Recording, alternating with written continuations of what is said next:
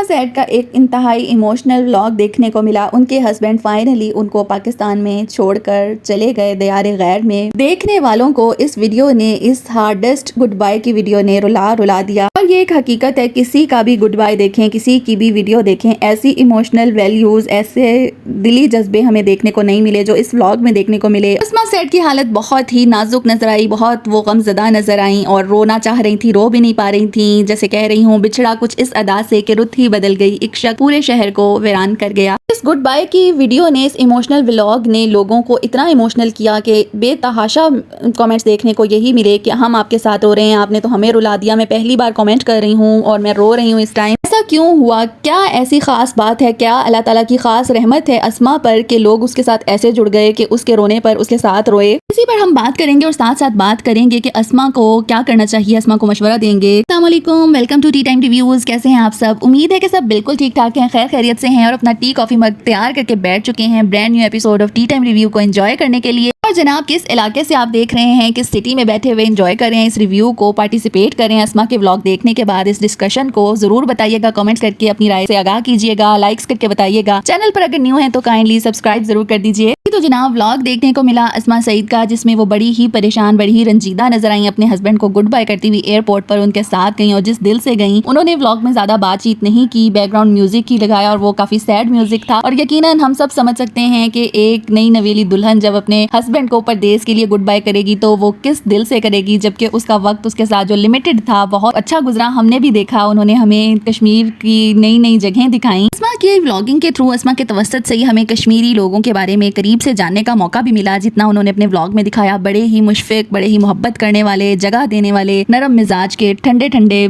माहौल में रहने वाले लोग लगे। ससुराल का बड़ा ही अच्छा बर्ताव नजर आया। अस्मा को हर कोई सपोर्ट करता हुआ ही नजर आया। अस्मा को हमने ज्यादातर घरेलू कामों में इन्वॉल्व नहीं देखा, या शायद उन्होंने अपने व्लॉग में दिखाया ही सिर्फ अपना घूमना फिरना, क्योंकि स्टार्ट का हनीमून पीरियड इसको कहेंगे जो हस्बैंड के साथ वो गुजार रही थी, घूम फिर रही थी, दावतें अटेंड कर रही थी। लेकिन इसी दौरान जितना हमने बिहेवियर देखा उनके ससुराल वालों का, उनके देवर का, उनके सबसे पहले जो सुसर साहब हैं वो बड़े ही मोहब्बत करने वाले लगे, इज्जत देने वाले लगे अस्मा को। और जैसा कि अस्मा खुद बता चुकी हैं कि उनकी हस्बैंड ने ही उनको सोशल मीडिया पर देखकर पसंद किया और प्रपोज किया, तो हस्बैंड की तरफ से तो उनको कोई टेंशन थी ही नहीं, लेकिन ससुराल में भी उन्हें बड़ा ही अच्छा माहौल मिला। और शादी के फौरन बाद जो इमोशनल अटैचमेंट होती है, बिल्कुल थोड़े से वक्त में एक दूसरे को भी ज्यादा टाइम नहीं दे पाए, दावतों में ज्यादातर वक्त गुजर जाता है, फैमिली के साथ एडजस्टमेंट हो रही होती है। और हर लड़की जो नई ब्याह कर दूसरे घर में जाती है, अस्मा तो फिर दूसरे सूबे में गई है, एक तरह से पंजाब से कश्मीर में गई हैं, तो अपने पिछले, अपने मेके वाले भी बहुत याद आते हैं, वहाँ का एक एक चीज, गली, वहाँ के बाजार और एक एक चीज याद आ रही होती है, जिसके बारे में हमने जिंदगी में कभी सोचा भी नहीं होता कि हम इन चीजों को भी याद करेंगे अगर ये हमसे दूर हो जाएं तो। शादी के बाद अपने किसी भी व्लॉग में अस्मा इस कदर इमोशनल होकर अपने घर वालों को याद करती हुई नजर नहीं आई। नो डाउट दिल में ख्याल हमेशा होता है, घर वालों से बातचीत हो रही होती है, उनका ये फिक्रमंद होता है शुरू में इंसान, क्योंकि अस्मा पे डिपेंडेंट थे वो लोग। अस्मा बहुत हिस्सा डालती थी घर के कामों में अपनी तरफ से, क्योंकि उनको ससुराल में बड़ा ही अच्छा माहौल, वेलकमिंग माहौल मिला हुआ था, हस्बैंड चाहने वाला था, तो उनको इतना उदास नहीं देखा उनके किसी भी व्लॉग में। लेकिन जो ही उनके हस्बैंड गए हैं उन्हें छोड़कर, तो वो बता रही हैं कि वापसी का सफर उनका बहुत मुश्किल था, कि वो अपना रोना बड़े ही मुश्किल से कंट्रोल कर रही थी और वो चाह रही थी कि वो बच्चों की तरह चीखें मार मार के रोएं और उनके हस्बैंड वापस आ जाएं। वाकई ये बात समझी जा सकती है जब आपका एक बहुत ही खूबसूरत जिंदगी का दौर गुजर रहा हो, प्यार मोहब्बत वाला, और उसमें अचानक से ऐसे एक गैप आ जाए तो उसको एक घनौना ख्वाब की तरह ही लगती है वो जिंदगी इंसान को। और अल्लाह ताला उनको इस मुश्किल वक्त से जल्द अज जल्द गुजारे। और वो खुद को बड़ा ही बकअप कर रही थी, खुद को खुद ही मोटिवेट भी कर रही थी कि मैं बहुत स्ट्रांग हूँ, मैं बहुत स्ट्रांग हूँ। तो अल्लाह ताला आपको मजीद स्ट्रांग बनने की तौफीक दे। और घर में जो बड़ा बच्चा होता है, जैसे कि अस्मा अपने घर में बड़ी पहली बहन है, तो उसमें इतनी हिम्मत होती है क्योंकि उसने अपने छोटे बहन भाइयों को भी लेकर चलना होता है और कहीं ना कहीं अपने वालिदैन का भी सहारा बन रहा होता है वो बच्चा। और अपने दुख और तकलीफ के साथ साथ उन्हें अपने हस्बैंड का भी बहुत ख्याल था कि वो तो अकेले मूव कर रहे हैं अपने तमाम घर वालों को पीछे छोड़कर, और वो पहली बार नहीं,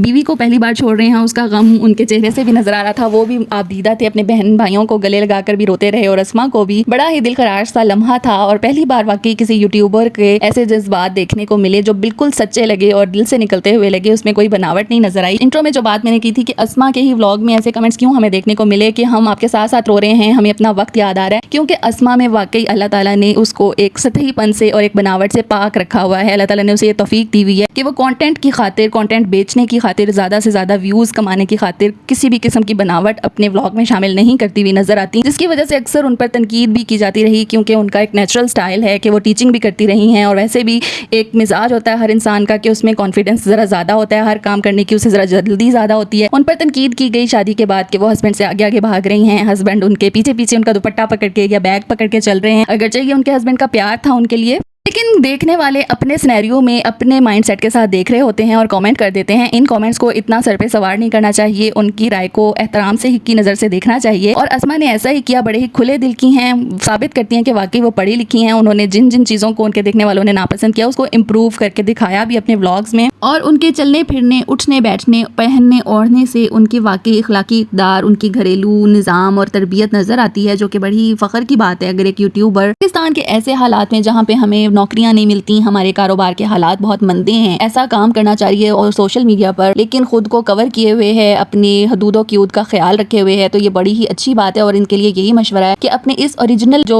ऑर्गेनिक इनका वे है व्लॉगिंग का, जिसमें कोई बनावट नहीं है, कोई ड्रामा नहीं है, इसी को लेकर चलें और अपने पर्दे का, अपने पहनने ओढ़ने का खास ख्याल रखें। तो इसमें कोई बुरी बात नहीं है। इन तमाम चीज़ों का ख्याल रखते हुए व्लॉगिंग करेंगी तो यकीनन आगे ही बढ़ेंगी और लोगों से दुआएं लेंगी। अस्मा को उदास देखकर अस्मा के देखने वाले उनसे ज़्यादा उदास हो गए, उनके साथ शरीक हैं उनके इस खालीपन, अकेलेपन के गम में, और अल्लाह ताला जल्द से जल्द उनको इस पीरियड से गुजार दे। लेकिन अस्मा की एक तारीफ ये भी बनती है कि उन्होंने अपने ससुराल में सिर्फ इसलिए ही एडजस्ट जल्दी नहीं कर लिया क्योंकि उनका ससुराल बहुत अच्छा था या उनकी एक अंडरस्टैंडिंग थी, उनके शौहर उनको पहले से ही पसंद करते थे। अस्मा का अपना इखलाक भी यकीनन बेहतरीन होगा, उनके मिजाज में नरमी है, आजी है कि वो बहुत जल्दी घुल मिल गई और बच्चों से कितने अच्छे तरीके से वो पेश आ रही हैं, उनको गोद में उठा उठा कर वो इतने मुश्किल रास्तों से गुजरती हुई हमें नजर आई। अपने ससुर के साथ उनका बिहेवियर बड़ा अच्छा लगा, जहाँ वो अपने बागात दिखा रहे हैं, अपनी ज़मीनें दिखा रहे हैं व्यूवर्स को अस्मा के साथ, वो भी अस्मा को बहुत अहमियत दे रहे हैं, इज्जत दे रहे हैं और अस्मा भी रिटर्न में बिल्कुल घुल मिल गई उनके साथ। और ये तमाम चीज़ें मैटर करती हैं एक रिश्ते को अच्छे तरीके से चलाने के लिए। अस्मा के साथ साथ अस्मा के देखने वालों को, उन परदेसियों के लिए भी दुआगो होना चाहिए, उनके लिए आसानियों की दुआ करनी चाहिए और तमाम कपल्स को और फैमिलीज़ को वैसे बेसिकली तो इकट्ठे ही रहना चाहिए, कोशिश करनी चाहिए कि अपनी फैमिली को अपने साथ ही रखें, पाकिस्तान में शिफ्ट हो जाएं। बहुत ज़्यादा कमाने के चक्कर में बाज़ परदेसी पूरी ज़िंदगियां अपनी वक्फ कर देते हैं फैमिली के लिए कि उनको आसाइशें मिलती रहें, उनकी बढ़े हुए खर्चे पूरे होते रहें और अपनी ज़िंदगी को फरामोश कर देते हैं,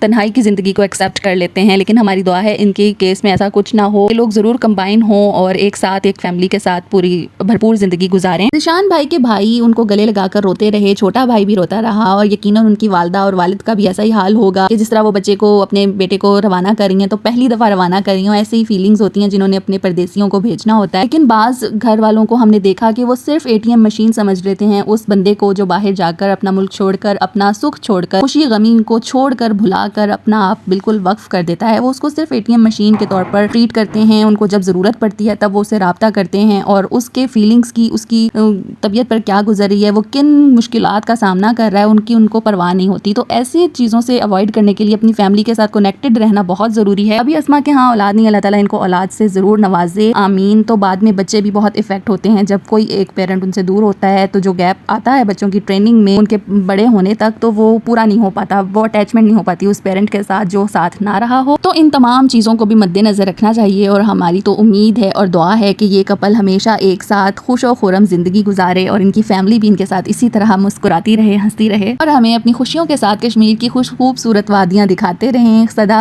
खुश रहें, आबाद रहें। आज का यही रिव्यू था, आपको कैसा लगा? अपनी राय का इजहार ज़रूर किया कीजिए कमेंट सेक्शन में और अगर चैनल को सब्सक्राइब नहीं किया तो काइंडली सब्सक्राइब द चैनल। अपने से जुड़े लोगों का बेहद ख्याल रखा कीजिए। अल्लाह हाफिज़।